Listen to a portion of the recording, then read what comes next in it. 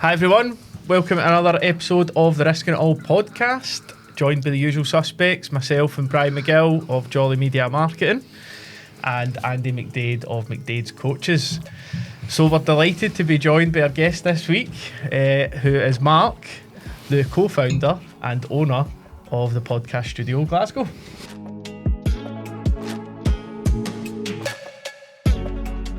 Thanks for having me, guys. Welcome, Mark. Welcome. It's always weird this side of the cameras, but carry on. So, yeah, we've managed to talk you into coming and obviously join us on the other side of the camera.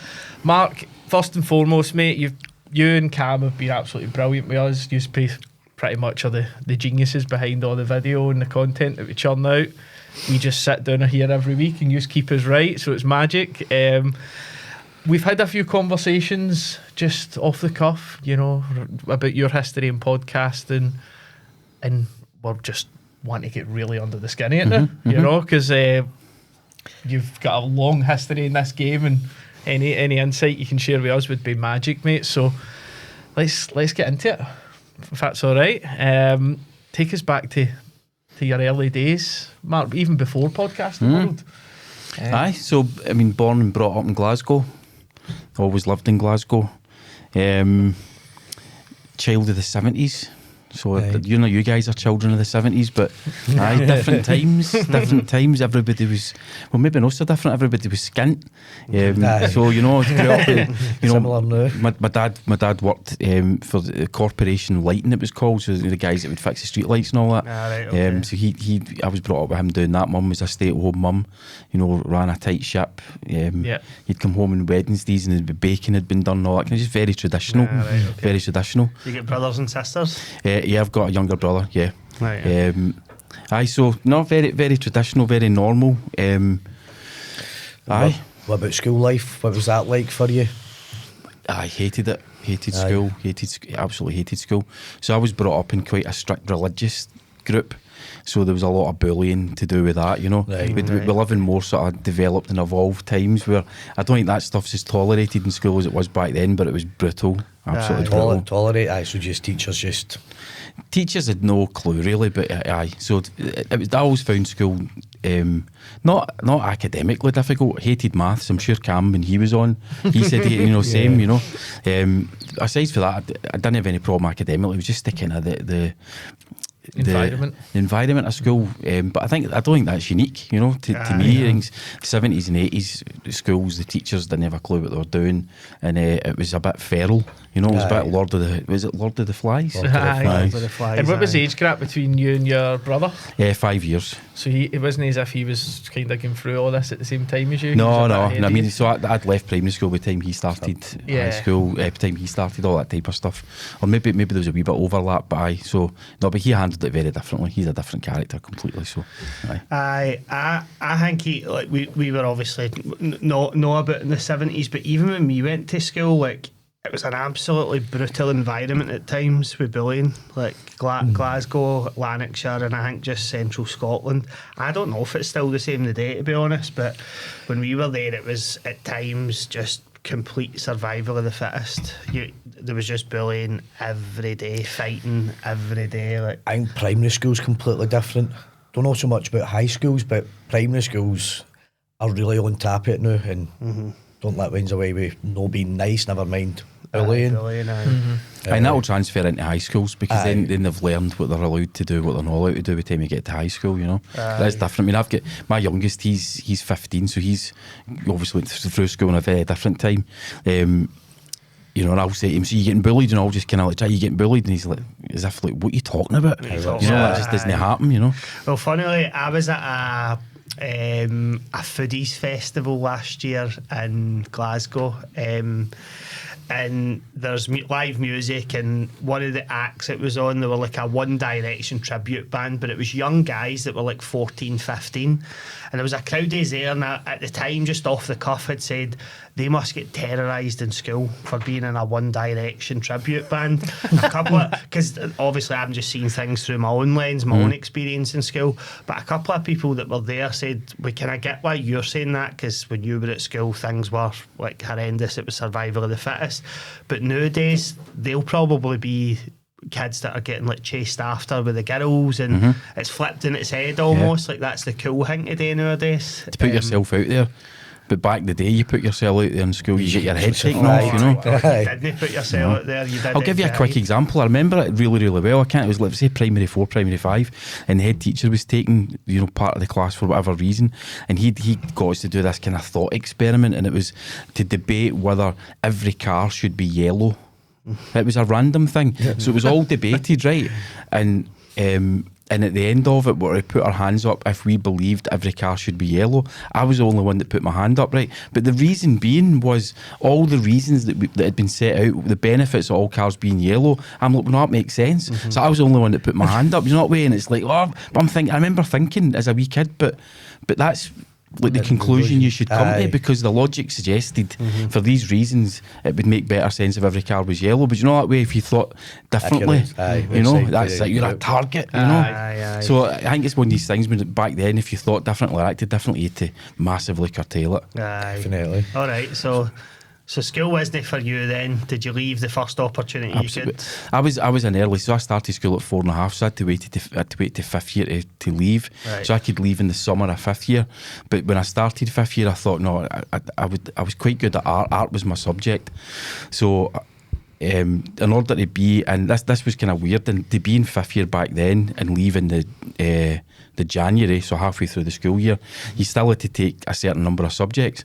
So I'd taken art, and then we used to have these things called Scott Vec modules that you could fill up your timetable with, and I think they did count towards like standard grades. So I took photography, typing and communication skills.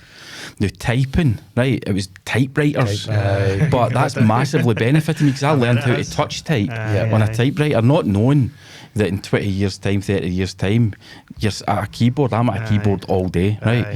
The other one was photography, which has been really, really helpful in the jobs that I've done since. And communication skills was great, you know, because I'm sure we'll come on to jobs that I've since done. So those were 3 random things that I picked as timetable fillers. But I took art as a higher, and I was only meant to do it until the January. But then I thought, no, I'm going to stay on for the rest of the school year and get my art higher. So I did that, and that was the year of school I enjoyed the most, was 5th year. And I was like, no, I'm really enjoying it. And I remember towards the end of 5th year, the head of the art department and one of my art teachers took me aside after one of the classes and said, look, we would love you to consider to apply to go to Glasgow School of Art.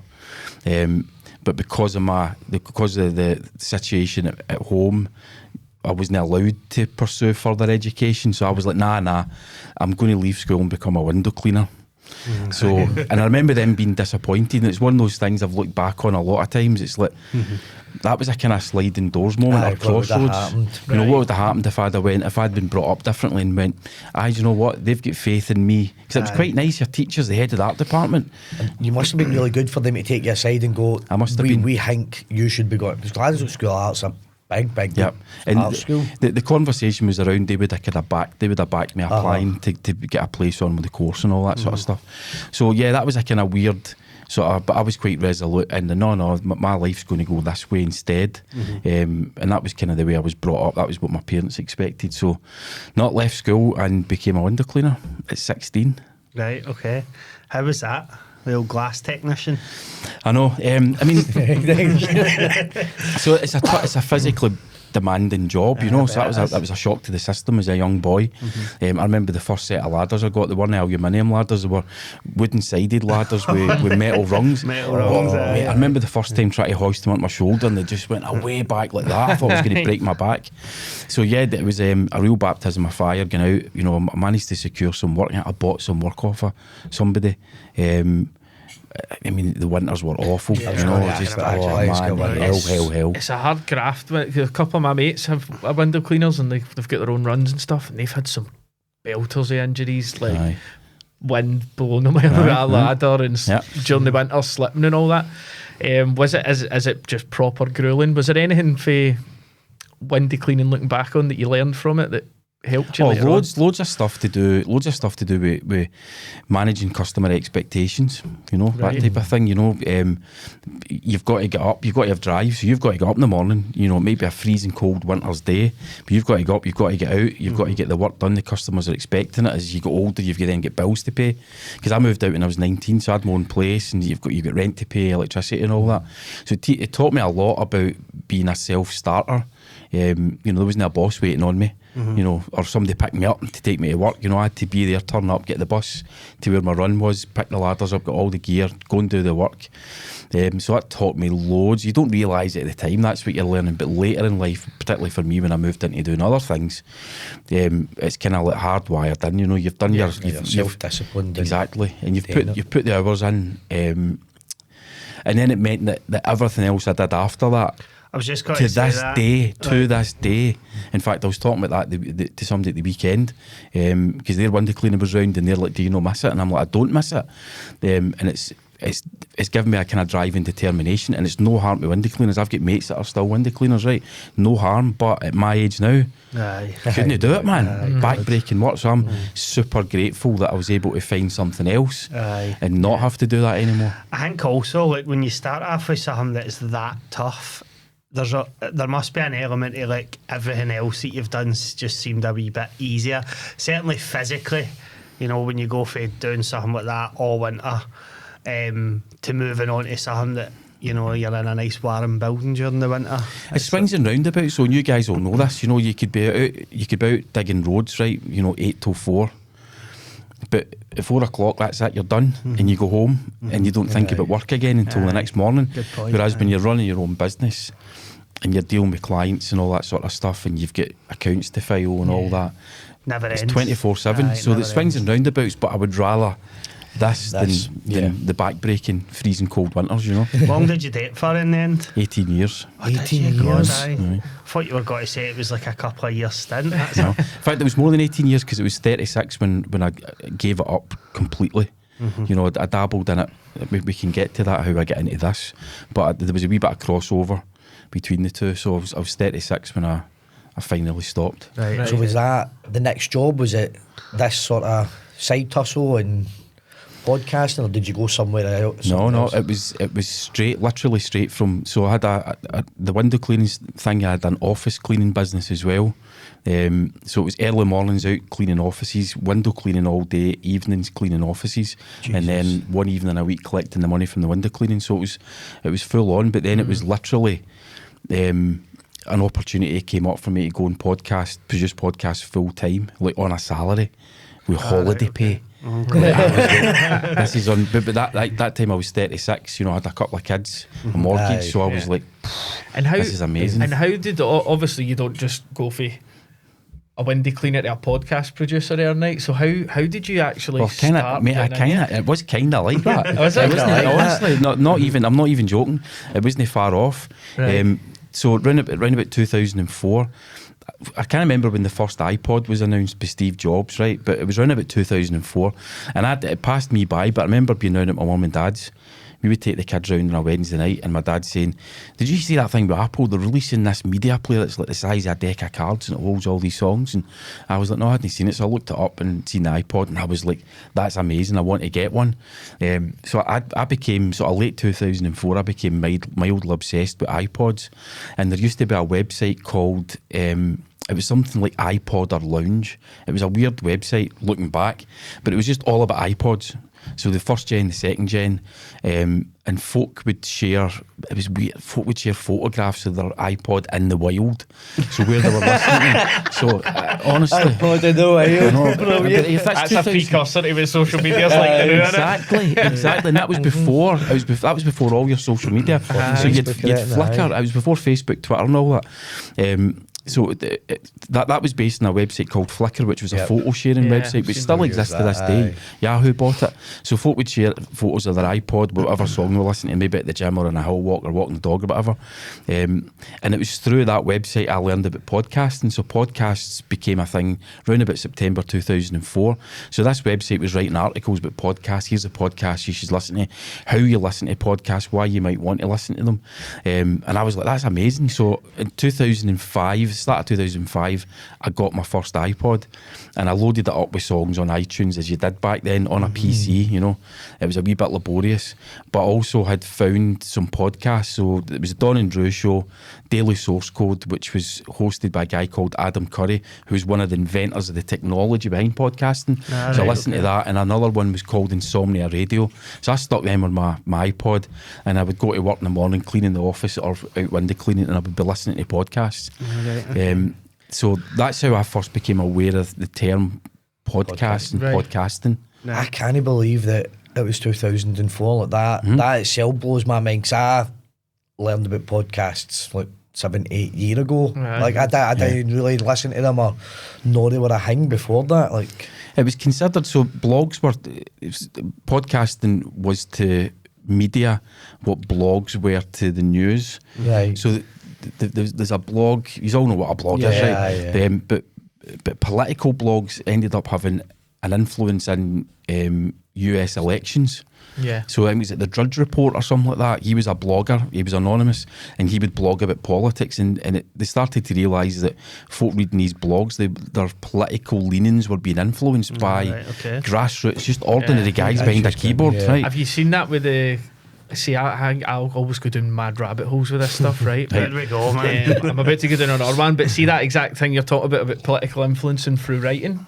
Like, there's loads and loads of fake pages now on Facebook and social media. I don't know if you've seen any of them, where they start off the page, right, as like a classic car page, and they build up a following of like 100,000 Americans, and then one day they just completely swap it into an anti-Trump page, right? And then they've got 100,000 people that are actively influencing through their blogs and stuff. Right. So if it was a Joe Rogan podcast, I'll send you it. It's a brilliant rabbit hole to go down if you like that stuff. So that's the idea. It was the kind of, it was called the democratization of journalism. Right. So Okay. anybody could become a journalist and start writing about stuff. So again, this is before all the social networks. So podcasting was seen as the same thing. It was like the democratization of media. Yeah. Anybody could become like a radio host and create audio content and put it out there for folk to listen to. So I mean, I would be at work. I mean, I genuinely can still picture it with the Henry Hoover. You know what I mean? Going round this office, it was cleaning and listening to Adam Curry talking on the Daily Source Code, because the Daily Source Code, a lot of it was about the technology of podcast and what was happening in it. And then I would listen to Insomnia Radio. Insomnia Radio was a guy called Jason, and he would play 3 or 4 unsigned bands on his podcast, thinking, I think I could do this, and I'd quite like to do it, because I have still had that creative side to me, but I didn't really have an outlet for it. I did a wee bit of photography, and you know, but I was cleaning windows in offices. Do you think the fact you liked art and then you're starting to learn about podcasts, you've done a bit of photography, this is all kind of sounding like a wee bit of a perfect storm? Oh, it totally was. It was. I had the creative itch, and then here was a medium that I was enjoying, so I was consuming the content and then thinking I could become a content creator. And again, I'll go back to it was a democratization of it. So what was the barrier to entry? Well, you just needed a microphone and some software to record with. So I remember it really clearly. I think the weather must have been garbage, but I came home and I had do you remember those desktop mics that were just like a kind of a wand thing, right? I had one of them for my PC that was in the living room, and I thought, I'm going to record a podcast, and I did, and it's still available, and it sounds awful. And what was the first one? So I called it. I mean, it's not. I've got it right. It's not available on any of the platforms anymore. But I called the podcast the Tartan Podcast, because I thought, all the podcasts I'm listening to are made in North America by North Americans. Here's a different voice, as in mine, Scottish voice. The Tartan Pod, I mean, it's looking back, it's a bit cringe, right? But it got. So anyway, you know, to sort of jump a wee bit ahead, it ended up becoming really, really popular. But partly because it was my voice, a Scottish voice, rather than all the sort of the North American voices. And I really quickly decided I would play. I would source unsigned Scottish bands and artists. So I found a forum. I can't remember what it was called, but I just put a post on it. I explained I'm starting a podcast, or I have started a podcast. This is what it's called. This is what my plan is.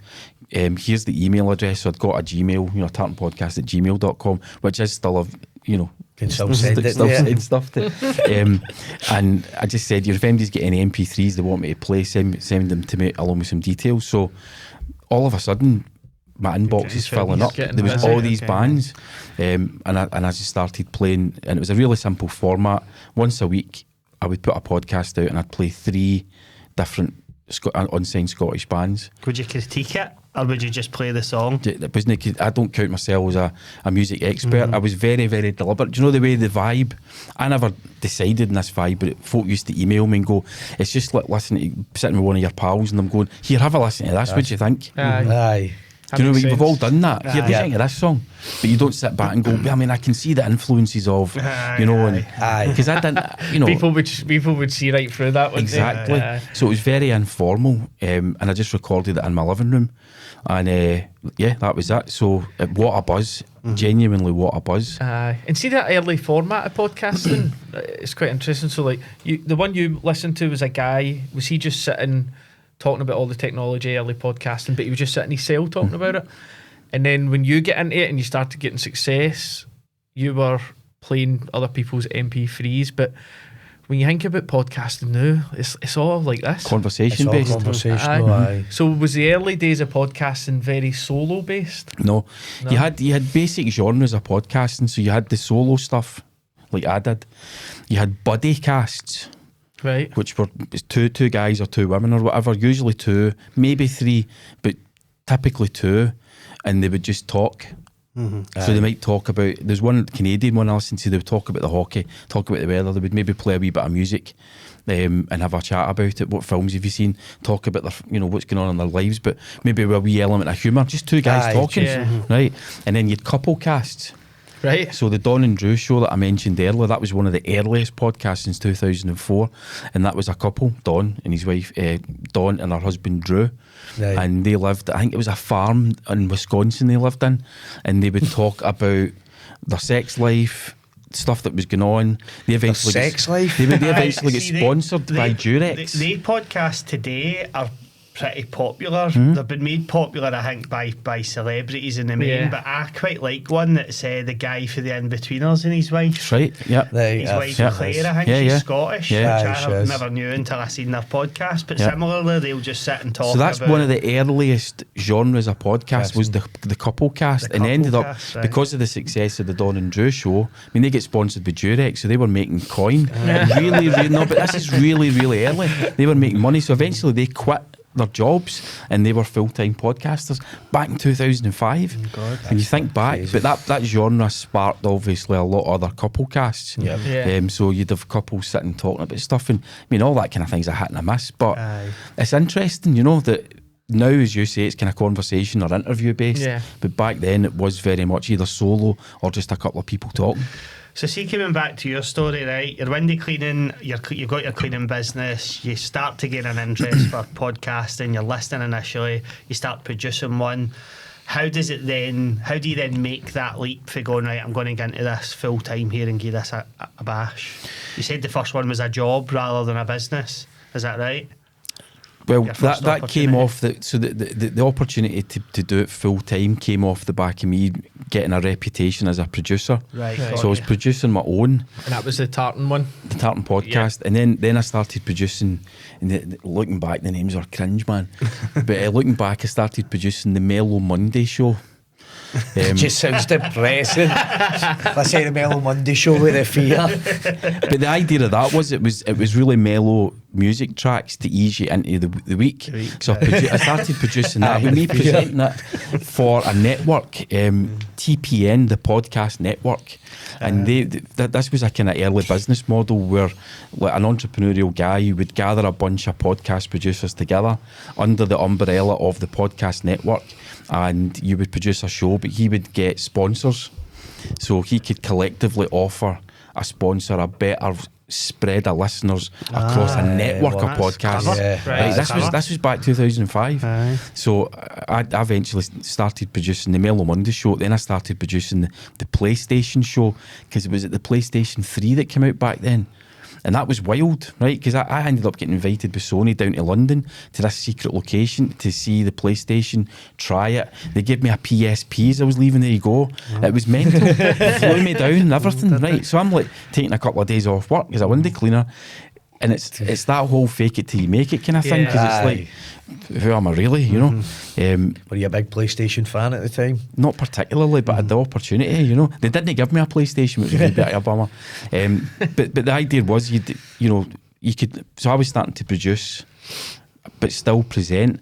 And then I get contacted by a guy who was a listener to my music podcast, who was the marketing director of a cancer research charity in St Andrews. And he said, we want to start doing podcasts about cancer and we want you to produce it. Right. So that was a paid gig. Right. So then it starts to become the side hustle. And then, I don't know whether this still exists, the Sustainable Scotland Network wanted me to produce a podcast at their annual conference in Edinburgh. And I think that was 3 years concurrent, and that turned out it paid really good money, because I was like, what do I charge? And I'm like, pff. So I just went, it's going to be X a day. You know, I can't remember what it was, but it was a lot of money, and they were like, yeah, brilliant. So I would go along to their conference and do wee interviews with the guest speakers, keynote speakers, folk that were attending, maybe based on a theme, whatever. I would record them on an audio recorder on an SD card, nip backstage, if you like, plug the SD card into a laptop, quickly edit what I'd just recorded, and throughout the day I would be releasing episodes, like 10-15 minutes. Right. So folk that couldn't attend the conference could listen to these interviews. That's a I was a brilliant, bit- idea, wasn't it? That's a great idea. I was about aye. to ask, like, how on earth were you travelling about with camera start? But No video it's just back then. dawned on me So that audio. it was Oh, audio, audio so back audio. then. It wasn't the Right. bandwidth back then. Right, aye. Most folk, 4G phones didn't exist back then. So yeah, so that gig was for 3 years. So there was a side hustle there. So it was off the back of my production work rather than my presenting work. It was my production work and kind of understanding the technology that I got approached by a guy who had started a podcast production company ahead of the curve, and he says, look, I want to meet you. So I met him, and we had a great chat, and he says, I basically want you to run it. And I was like, right, okay. So I went home, we spoke about it as a family, you know. Met him again at his house, big house in Newton Mearns. I says, look, this is what I want to earn. This is what I want to be paid. And he's like, right, it's a bit more than I was expecting, so we need to hit the ground running. And for a year and a half, that was my full-time, as a podcast producer, full-time job, travelling all around the UK. We bought proper podcast gear like you see in here. There's no cameras. Yeah. But we'd pack it all up and we'd go to a hotel in Leicester, for example, and we'd have clients booked in to a conference room throughout the day. They would come in and record. We'd go back to Glasgow. I would post-produce everything, send it to them. This was 2008. So, you know, there was that transition of hobby, side hustle to career. Career, aye. That's brilliant. And see the early... So when you think about now, right, obviously being a techie Cam, I'm going to ask you questions Go for about it. this, right? But there's that many applications now, and like a lot of them are quite easy to use. Back then, when you're taking audio and editing it and making it available, what was the technology like there? Was it difficult? Was it bitty? Was it clunky? The same technology that we use now, I was using back then. Right. So I started off with Audacity, which is, you know, a free open source audio editing software. So I used that, but then I moved on to Adobe Audition. Right. We still use Adobe Audition. It's kind of it's high level, you know, so you can dive into as much as you want, or you can just cut up audio. So yeah, the technology to edit hasn't really changed. Right. Obviously the other stuff now, we've got cameras and that, so Yeah. then you need to learn video editing. The thing that's got easier is Publishing. the publishing and the end user, the consumer. It's much easier for them. There wasn't smartphones with a pre-installed podcast app back then. You had to give folks step-by-step guidelines. You did an RSS feed, you then go into iTunes, you go to add RSS feed, you paste that in, then you copy it, you know what I mean? That was a lot harder back then, which is why I think podcasting didn't take off 2004 to 2008 the way that it has now. See, that's why I think, Aye, like Andy's I don't- even said it's only been a thing for me for maybe 7 years. It's probably because that's the period where the technology's easy. enabled Yeah. it to become Yeah. mass market with ease. Yeah. Everything's automated. You buy a phone and it's basically just get into an app and did Yeah. it right. All right, I'll have a There's listen no to way I that. could have listened to it back at the start, man. Hopeless with stuff like that. But, and it's like you've got an MP3 player in your pocket. Back then you didn't. You had to have a separate MP3 player, whether an iPod or remember the Microsoft Zune, was it? That was their remember iPod killer. that That was just there was all these MP3 players. So, but there was a massive barrier to entry for the consumer to be able to actually To listen get to it. these things. But it was 7-8 years ago. You'd Mark Maron, who was a stand-up comedian. His career was failing. He decided to start a podcast in his garage. And then round about the same time, Joe Rogan starts a podcast in some room in his house and would have comedians on. And you have to give them credit, they popularised the medium because all of a sudden folk that were into their comedy were getting pushed, go and listen to our podcast, go and listen to our podcast. So the word podcast starts to get into the consciousness of the public. And then it's definitely mushroomed. That's massive now. What year do you think that you really seen this is taking off? What year do you think that was? Do you know, I don't know, because I moved away from the medium entirely. Right. I abandoned it around about 2012. I was still producing up until then. So I was, how many years producing? 7 years producing. And then I was away doing other things.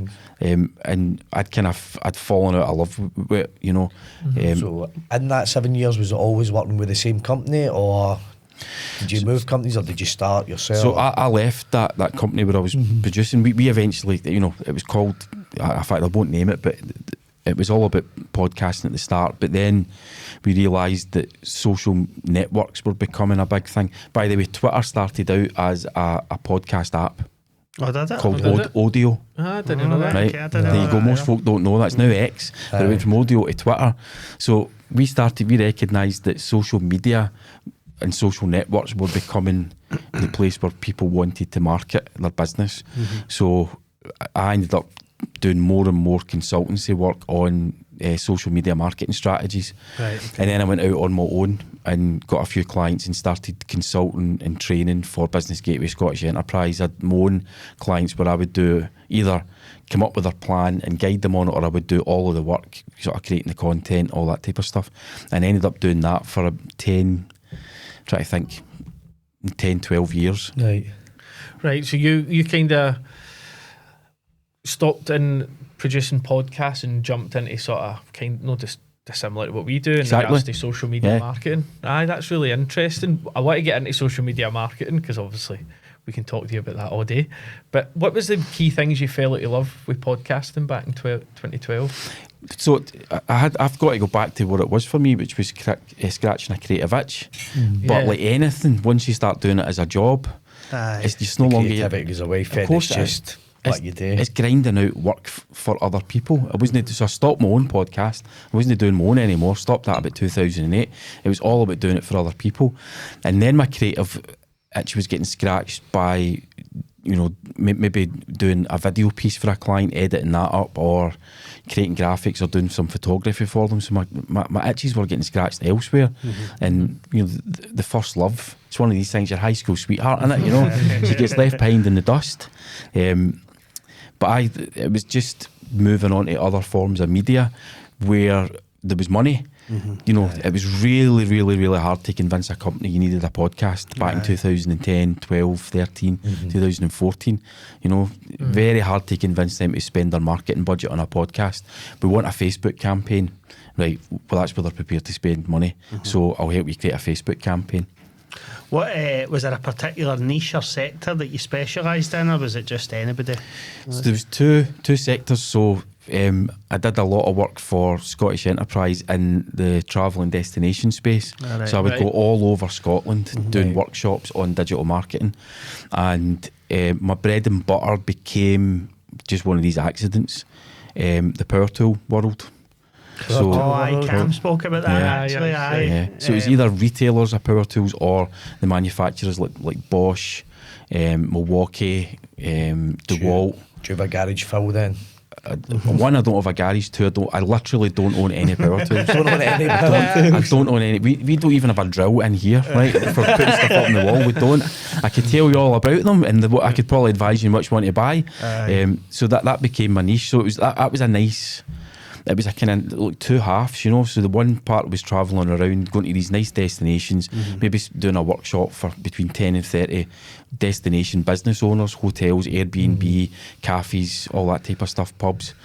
You know, doing a workshop with them on how to manage their digital marketing, and then the rest of the time was running campaigns for power tool retailers and power tool manufacturers, and I became the kind of go-to guy. It was one of these kind of things in that industry where I developed a marketing model for this power tool retailer. Then the manufacturers saying to this retailer, who's behind your campaigns? And they were like, well, we outsource it to this guy, and they were quite happy to do that.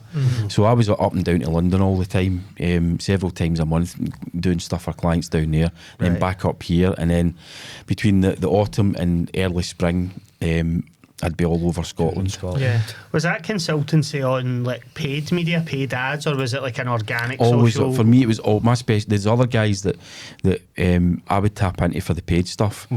For me, it was always organic. It was always how to get grassroots engagement with your audience, how to become trustworthy, dependable, how to appear reliable. You know, it was the whole thing. It's e-commerce, so you're wanting folk to go to the shop cart and spend money. So understanding the customer's journey through that process and creating marketing content to help push them down that funnel. Do you know what? I've just had a wee bit of an aha moment. Suddenly, like all of the kind of advice that you've been able to offer up to us is making sense, because, you know, Barry touched at the start of the podcast about what you've been able to do with us and helping.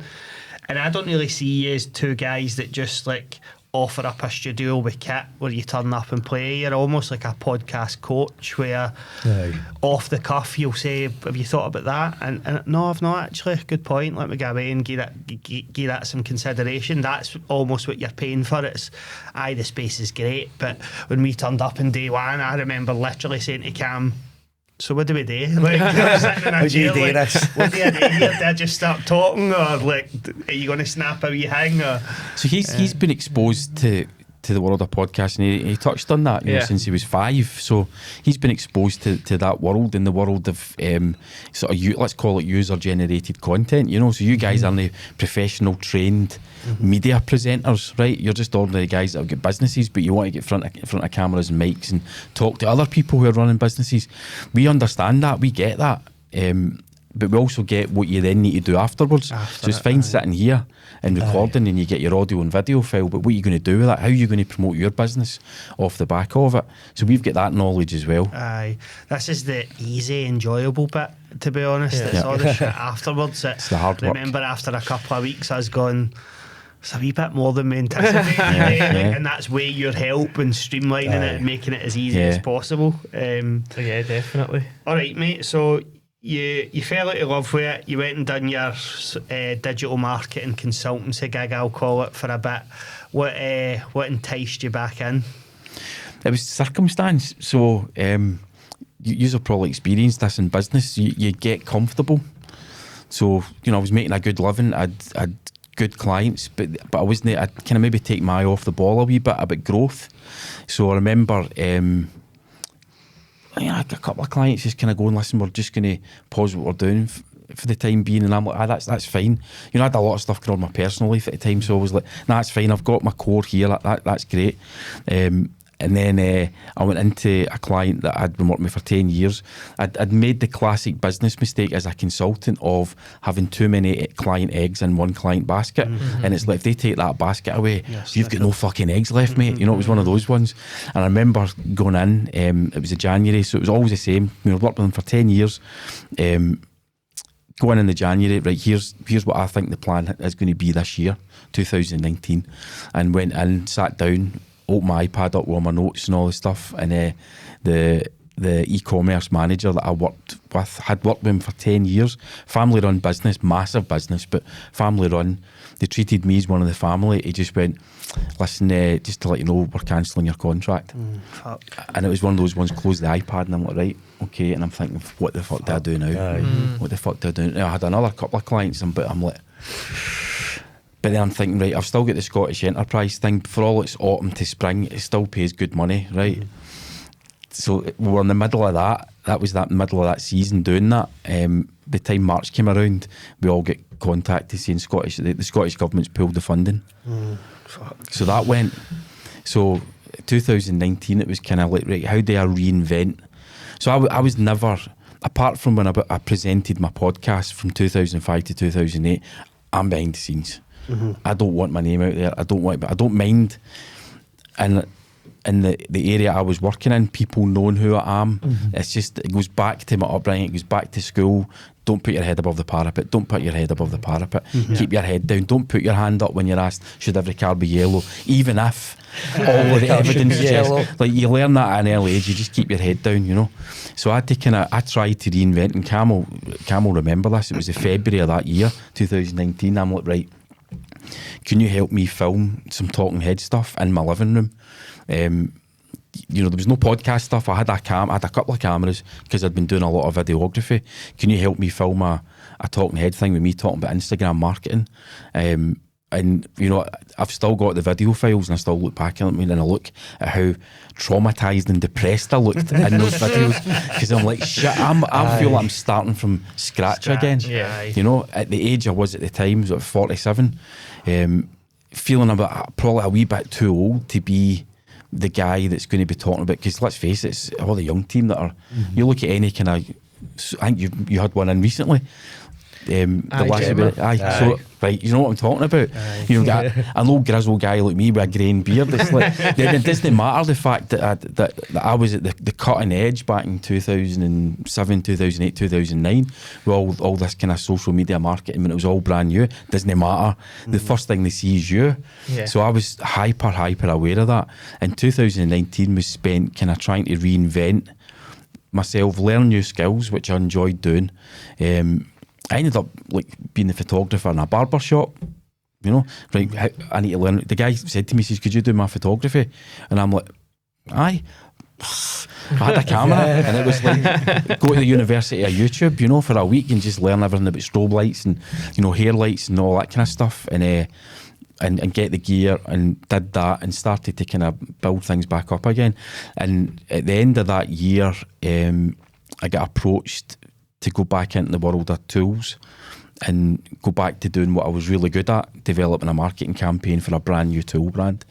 So that saved my bacon, you know. Right. But I had that year, the best part of 2019, sort of evaluating and going back to, right, you need the drive, the determination, the work ethic, and just get stuck in and rebuild things, you know. Right, okay. I think there's a couple of there's definitely a couple of key lessons there. The first one we've spoken about and continue to speak about regularly is that whole, when you get one client and great relationship, the pay's amazing, you know, the revenue builds and builds and builds, and that brings me excitement. But for me, there's always that nervousness of the rug being pulled. Yep. We actually spoke about this probably no less than 2 weeks ago, about just making sure that you kind of mitigate some of the risk around that. Yep. And try and not get your business into a position where if they do pull that rug, you're fucked. Absolutely. And it's a bit of a double-edged sword, because that's what you want to be doing with every client, ideally, is building it. But then your business can potentially get to a point where you're really reliant on that money. Yep. And then the second one for me is like, and you're definitely not the only guest that we've experienced this way, but I think that wee period that you've just spoken about, a lot of people would have been tempted, I would suggest, to just go, I'm just going to get a job again and go back into the safety of, I thought I need cash coming in the door. Can I get a job working in Tesco stacking shelves? You know, at least I'm making some money, you know. But a lot of entrepreneurs, you know, the title of the podcast, I guess, is Risking It All, and Stephen Tennant spoke about burn the boats, just burn them all, Yeah, love go it. for it. Yeah. So aye, kudos to you, mate. But so the podcast studio that we're sitting in today, we've heard a bit of Cammie's side of the story. I know it didn't originate here. Talk to us a bit about how that came to fruition through your lens. Yeah. So eventually I turned my my bedroom in my flat into a content studio. As you do. But it was like I didn't have anywhere else to go, but I was still wanted, I still wanted to kind of hustle and it was getting me jobs, maybe creating the content for a campaign for there was a vape liquid company Cam and I worked on. There was a company down south who went, like, can you do all of our product photography? Yeah. And it was like, let's set it up in my bedroom, but while I had that space, and this was kind of like we're into like the second year of lockdowns and all that. One of my mates that I'd met through the Power Tool world, he was up in Glasgow. He lives in Lochgoyle Heads. He was up in Glasgow, and I said, like, can I not show you what I've done in my bed? That sounds dodgy, innit? You got come and see studio. my OnlyFans studio. exactly. And it's I've had the piss taken out of me about that a few times, and that's absolutely fine. So he came in, and I'm like, why don't we just record a podcast, right? Because I had podcast mics and a mixer and all that. So we sat in what was my bedroom. We recorded a podcast, and we were like, let's make this a thing. So. And it was for each of our mental health, because both our businesses, had opportunities end of 2019 that were then destroyed by the lockdown. So it was like, again. Everything's just been up in the bonfire again. So we started this podcast, and I said to Cam after a couple of weeks of doing it, I said, look, would you jump on as producer? So he would sit behind the scenes. We would live stream it at the same time. We built a wee audience up. So there was folk that would be waiting to watch the video. It was brilliant. Every Wednesday, 6 o'clock, we'd, there's 12 people waiting for us to go live. What was the podcast? It was called Social Media Ruins Everything. Right. And I might tell you a wee story about that in a minute. But it was great. And him and I, Neil and I had a great time. It was brilliant. Cam was in the background. It was some laugh. We had some laugh. And it didn't matter the audience. We didn't matter the audience numbers. It was cathartic.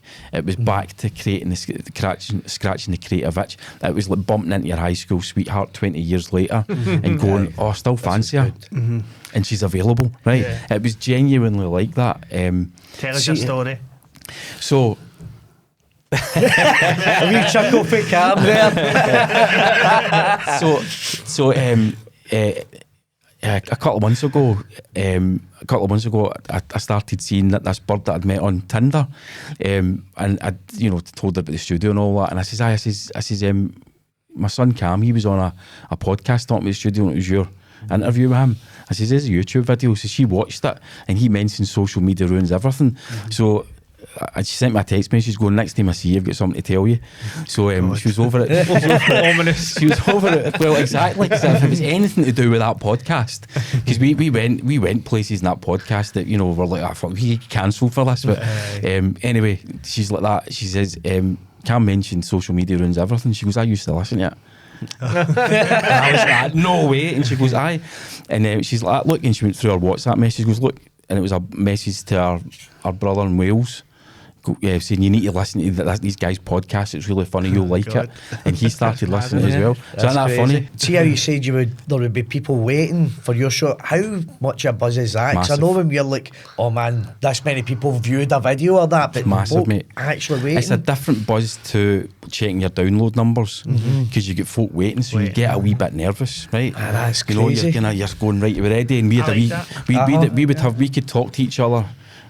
Before we went live, so I'd be talking to Neil. Cam was obviously in my home studio with me, and it would be great. We'd have a countdown thing, and then you'd go live, and you'd have that adrenaline, and then the comments would start coming in right away. And it was the same guys would show up every week, and there was a wee community built up. How did you stream it? Out of interest? On YouTube. On YouTube. Okay. And we had a Patreon. We did what all good podcasts do. We had a Patreon as well, so we would record Patreon only content. That would be live streamed as an unlisted video on YouTube, but it would be shared onto the Patreon site. So guys would be watching that live, and it was great. And as a joke, and I know Cam mentioned this, but it was literally as a joke between Neil and I, we had this whole thing, how far can we take this? How ridiculous can we be? And I was like, let's get a studio, man. Let's just fucking go for it, man. Let's have a mad studio, and it's like this ridiculous thing where it's just us with our daft podcast. We had this plan. So for a laugh, and it was to get content for the podcast, we arranged to go and see a space over in the Templeton building. Right, okay. So, we no, took no real intention. To no buy real one, intention. just No real let's hire intention. some It was like, let's go. Let's pure waste the guy's time, man. Let's waste the letting agent's time and go in and we'll take pictures and then we'll have something to talk about in the next episode. But me being me and my brain, the way my brain works, as soon as I was in, I was like, oh shit, I can picture this now. I can see it. Yep. So it was like, and by that time Cam and I were working together, so, and we'd, you know, with a really good client on the go, really good job, and we're going to get an influx of capital. And it was one of those ones where it's like, do we sit in that capital or do we invest it, risk it all Aye. and go, right, let's build a studio space. Now we already had a lot of the gear, but we knew there would be outlay. But I was like, I'm just fucking. I thought I don't want to get to the end of my days and look back and think, wish I'd done it, man. I wish I'd done it. Now the studio was going to be for Social Media Ruins Everything. That was the plan. And then it was like, but then when we're not using it, we could rent it out. Could we rent it out? No business plan. We hadn't looked at the competition. None of that. It's like, could we rent it out? We could probably rent it out and maybe recoup the rental costs, you know. So I took a space over there. I know he told the story about the day we moved in. And it's like, what the fuck's that noise? Is that a jet landing? No, it's not. It's a train going past. So that caused, you know. But again, it was that whole. It's almost like the universe testing you. Like, how serious are you about this plan? You know, are you going to chuck it, walk away, burn it, or are you going to persevere? And it's balancing that mindset of, I'm going to persevere, with the sunk cost fallacy. You know, we're X amount of time and money into this. We can't give up now. But no, it's bleeding you dry. You have to give up. It wasn't quite like that. And so it was, like I say, going back to my first love, and I thought it was like 18 years after I first started a podcast, in fact, it was less than 18 years, maybe 15 or 17 years, can't remember. But it felt good to go back into that world again and establish myself as a podcast producer with the credentials of being the most experienced podcast producer in the UK. That's the truth, because nobody else that started back then is still doing it. Can you mentioned Cam a couple of times, right? And you know, you've maybe heard it yourself, but there's many guests that we've had on so far that will say things like, never work with family, it's fucking terrible, arguments, fights. Ignore the fact that he's 3 metres away from us behind a curtain. How do you find working with your son every day? He and I have had a lot of conversations about that. So I was really ill, and I had to get a major operation last year. And it was one of those ones where, and it's not being melodramatic, you know, I didn't know whether I would survive the operations. He and I had a lot of chats about it, and I wanted to instill confidence into him that if something was to happen to me, he could keep going. And you know, I pointed out to him on numerous occasions, I would not have him working on a business with me if he wasn't up to snuff. And you know, our personalities are very different. I think that helps. He's much better client facing than me. I'm a grumpy old bastard, you know. No comment. No, sometimes more than others, I'd say. I feel I've served my time being client facing. I'm better working behind the scenes, better grinding the work out and managing parts of the business behind the scenes. He's much better client focused. I think he said when you guys spoke to him that he's battled with that kind of anxiety side of things. But you know, part of my job was to help him get the confidence that he could do it. So, you know, I couldn't work with my daughter. I know that her and I are too alike. We would just clash. He would back me up, and this would be skin and hair flying. But I can work really well with him because our personalities are different. I respect his input, and I believe he respects my experience. So, okay, is it a truism you shouldn't work with family? Not every case, but I think you've got to leave family at the door of the business and look at the person on merit. You know, are they the right person for the job? Do we gel? Do we share the same vision? Whether they're family or not, I think you need to leave the familiarity at the door and just focus on working together and growing a business. That's really good points. There's a couple of things I'm pulling away for that there. Respect is one of them, because you can see like people love their family members, but I could see how in heated arguments you lose respect.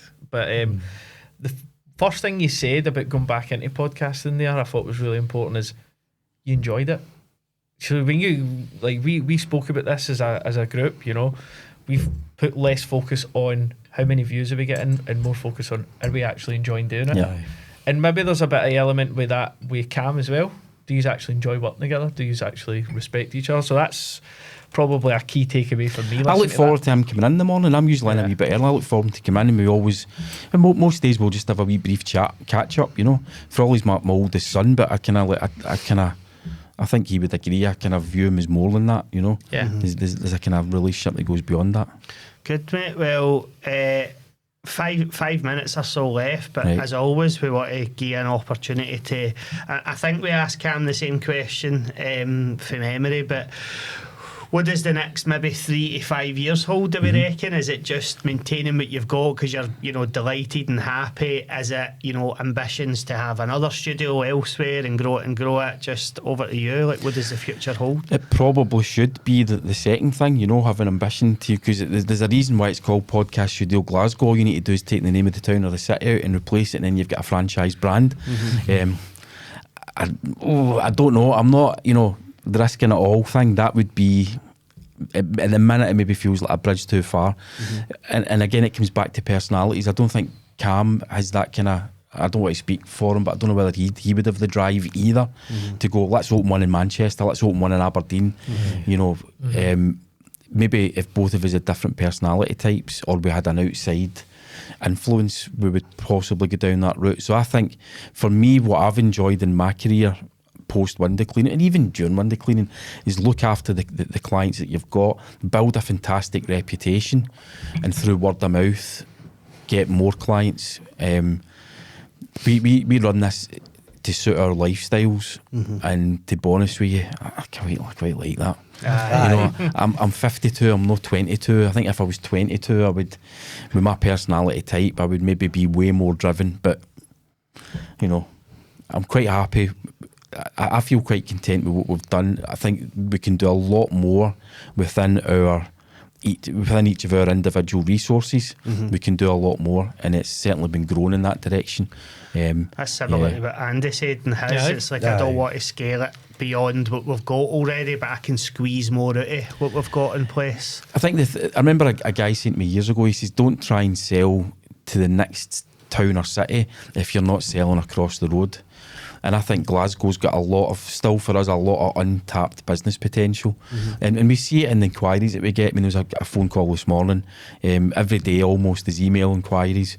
There's folk that are coming in, like, so you guys will have a guest, and then they're like, oh, this is brilliant, this is amazing. So then it's our job to nurture them as a potential client. All of that takes time, and I think it's really easy to take your eye off the ball with what you've already got that's going well, because you're so keen to grow and scale. Yeah. We're not ready to grow and scale. That makes sense. Well, you certainly look after us here, and big testament to that. You've been brilliant with us. Appreciate it. I've got another question about the future, and I have no idea what the answer is, to be honest, but you think about your history in podcasting, audio, then video came about. What do you think the next thing in podcasting is? Do you have any idea what the next craze is going to be? Yeah, good question. Maybe a bit of VR, sit with the old goggles on and part of the podcast. I mean, those anything like that, and even the addition of video and VR. Let's say it's VR and video, right? Those aren't actually podcasting. So podcasting is the delivery of a media file via RSS. That's what podcasting is. So those things are addendums to that. I think what will happen with podcasting is I think it will remain stable in terms of the mediums. So the minute it's audio and video, the VR thing's maybe worth looking at. I don't know, but I think it will remain steady with that. I just think more businesses like what you guys are doing need to get wise to the power of a podcast. Aye. Yeah. Do you know, we are, I think this will be episode 15, I want to say, right?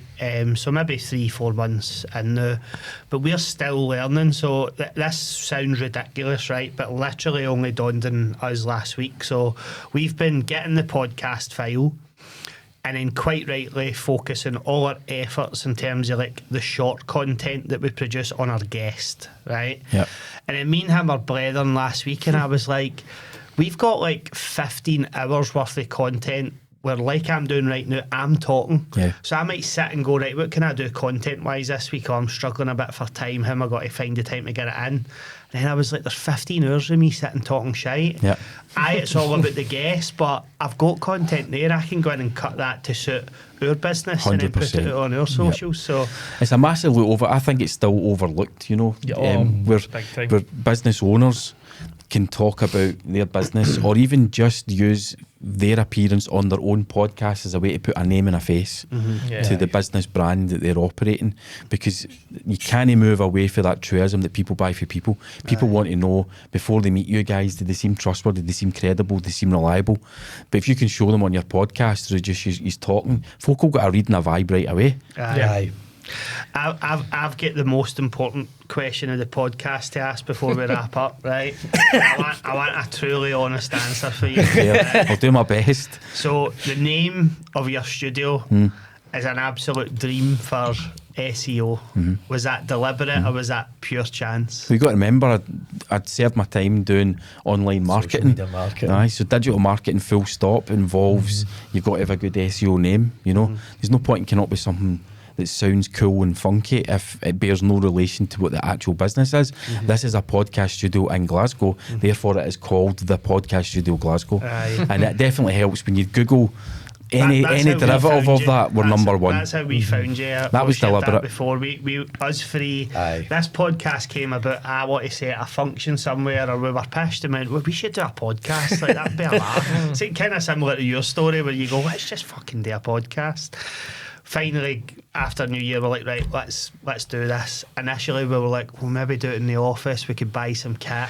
Thank God we Start- didn't Ah, do that. my God, that would Started have looking- banned started after one looking in here episode. and we're like, maybe we'll just look at a studio. And I think I honestly opened up a Google page when we were sitting, Podcast Studio Glasgow. First one there, right, we'll give them a phone, come and see it. And Yeah. I think we're rest- something the like rest is history. first, second, third, fifth, you know, because it's our socials as well, because all the branding's consistent. So you've got our Instagram, our Twitter, our YouTube. We saturate page one, but that was deliberate, because I know how hard it is when you're starting. If you where's the best place to bury a body? Page 2 of Google search results, you know. So you need to be right at the top, and I think you just name the business what the business actually is. All right, mate. Well, congratulations Thank you. on both that point and to the success of your business. As Barry said a few times, for anybody that's listening that's considering starting a podcast, come and see the studio minimally. If you're anything like us, the minute you leave, you think, why the fuck would we try and emulate that ourselves? It's impossible. But out with that, as I mentioned earlier in the podcast, it's not just about a space, i.e. a table, mics, cameras. It's also, and most importantly, I think about the advice that you're able to offer up. So there's a wee plug for you. Appreciate on that it. point. Thank All you. right. We'll cut that out and we'll use it for our market. Perfect. All right, Brilliant. mate. Well, we'll wrap up there. Thanks as always to everybody for listening. Really appreciate you coming on. Really interesting story. Give us a like on all our socials as always. Follow us for more, and we'll be back next week with another episode. Brilliant. Thank you, Cheers, everyone. man. Cheers, Thanks, man. guys. Thank you.